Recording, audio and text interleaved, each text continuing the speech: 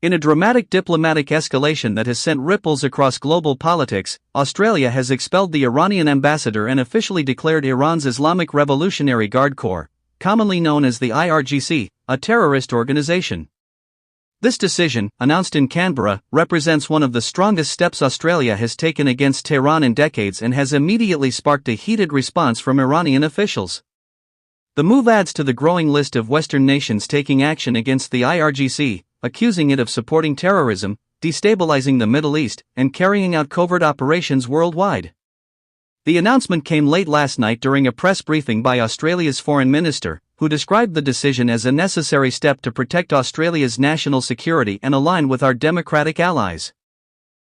The Foreign Minister emphasized that the expulsion of Iran's ambassador was not taken lightly, but cited continuous hostile activities, cyber attacks, and regional destabilization efforts linked to Tehran as the main reasons for the action. The designation of the IRGC as a terrorist group now places it in the same category as organizations such as Al-Qaeda and ISIS under Australian law.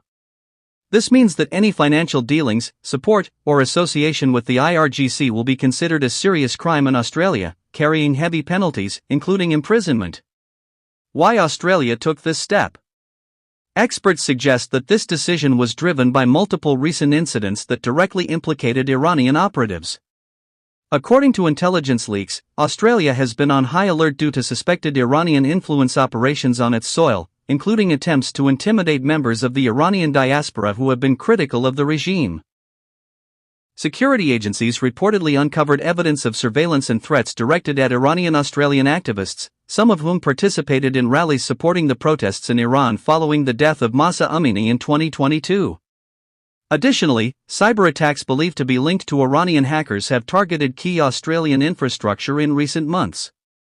These attacks, while unsuccessful in causing widespread damage, served as a wake-up call to Canberra about the risks posed by Iranian-backed groups in cyberspace. Another key factor was Iran's increasing military cooperation with Russia in the Ukraine war. Australian officials have openly criticized Tehran for supplying Russia with drones and missile technology used in Ukraine. By expelling the ambassador and blacklisting the IRGC, Australia is signaling solidarity with its Western allies, particularly the United States, Canada, and parts of Europe, which have already imposed sanctions or bans on the Revolutionary Guard. Iran's reaction. The Iranian government responded swiftly and angrily to the Australian decision. Tehran's foreign ministry summoned Australia's chargé d'affaires in Tehran and strongly condemned the move, calling it a blatant act of hostility and a violation of diplomatic norms. Iranian officials accused Australia of bowing to pressure from the United States and Israel, framing the decision as part of a broader campaign to weaken Iran's regional influence. In an official statement, the Iranian Foreign Ministry declared, the Islamic Revolutionary Guard Corps is an official arm of Iran's national defense structure. Labeling it as a terrorist organization is unacceptable, unlawful, and will have consequences for bilateral relations. Tehran has also threatened to retaliate diplomatically, which may include reducing or even suspending diplomatic relations with Canberra. State-controlled Iranian media quickly went into overdrive, portraying the move as yet another example of Western double standards.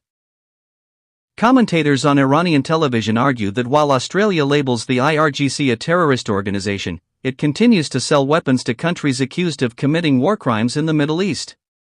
Global reactions. The international community is closely watching this development. Washington welcomed the move, with a State Department spokesperson saying, Australia's decision strengthens the international front against terrorism and sends a clear message that Iran's destabilizing activities will not be tolerated. Israel also praised Australia, with Prime Minister Benjamin Netanyahu calling it a brave and moral step and urging more nations to follow suit. On the other hand, Russia criticized Australia's decision, accusing Canberra of escalating tensions unnecessarily. Moscow, which has grown increasingly close to Tehran since the Ukraine conflict began, stated that such actions would only deepen divisions and destabilize global diplomacy. China also urged restraint, calling on both Australia and Iran to resolve their differences through dialogue rather than confrontation. Impact on Australia-Iran relations. Diplomatic experts say that Australia's relationship with Iran, already strained, has now entered its most difficult phase in decades. The expulsion of the ambassador effectively freezes high-level diplomatic dialogue between the two nations. This could impact trade relations, particularly in sectors where Australia exports agricultural products and educational services to Iran. For Iranian students in Australia, the situation may also become more complicated. Immigration analysts warn that Tehran could retaliate by restricting visas or academic cooperation agreements. Furthermore, Iran may reduce consular services for Australians traveling or living in Iran, raising security concerns for dual nationals. The domestic political angle in Australia. Domestically, the decision has been met with mixed reactions. The Australian government has defended its stance as a measure to protect national security and human rights. Human rights groups and Iranian diaspora communities in Australia largely welcomed the move, saying it sent a strong message of support to those who have been victims of Iran's oppressive policies. However, some opposition politicians and foreign policy analysts have expressed concern that the move could unnecessarily provoke Iran, potentially endangering Australians abroad. Critics argue that while condemning Iran's actions is justified, cutting diplomatic channels entirely could reduce Australia's leverage in future negotiations. The broader context. This decision comes at a time when Iran is already under heavy international pressure due to its nuclear program, its crackdown on domestic dissent, and its increasing military alignment with Russia and other regional powers. The IRGC has long been accused of supporting proxy groups across the Middle East, including Hezbollah in Lebanon, the Houthis in Yemen, and militias in Iraq and Syria. By targeting the IRGC directly, Australia is making a statement not just against Iran, but against its broader network of influence in the region. The move also reflects a broader shift in Australia's foreign policy, aligning more closely with the United States and its allies at a time of growing global polarization. By taking such a bold step, Canberra is signaling that it is prepared to be part of the front line in countering what it sees as threats from authoritarian states. Looking ahead. The immediate future of Australia-Iran relations looks uncertain. Analysts believe Tehran may announce retaliatory measures in the coming days, possibly including the expulsion of Australian diplomats. Some even warn of potential cyber retaliation against Australian infrastructure. Meanwhile, Western nations are likely to pressure others to follow Australia's lead, especially within Europe and Asia. If more countries blacklist the IRGC, Iran's diplomatic isolation could deepen further. On the other hand, if Iran chooses to escalate, tensions in the Middle East and beyond could rise significantly, drawing in more global players.